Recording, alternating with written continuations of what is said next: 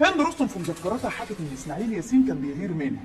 في كواليس فيلم ابن حميدو اتعصب اسماعيل ياسين وغضب وقال ستوب، ايه الست اللي عامله زي البغبغان دي؟ هند رستم جريت على اوضتها وقعدت تعيط لانه احرجها قدام الناس، فدخلت لها زينات صهري وقالت لها غيران منك يا خايبه، خايفه تاكلي منه الجو، هو نظامه كده.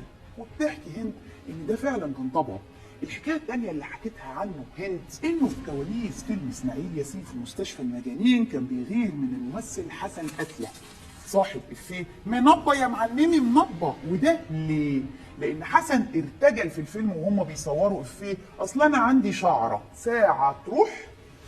اول ما اسماعيل سمع الافيه حس انه ممكن ياكل الجو، فافتعل خناقه مع حسن قتله وضربه قدام الناس علشان يجبر حسن انه يسيب الفيلم ويمشي. لكن حسن كان عارف طريقه اسماعيل ياسين فكمل تصوير. ده بحسب ما ورد في مذكرات هند رستم.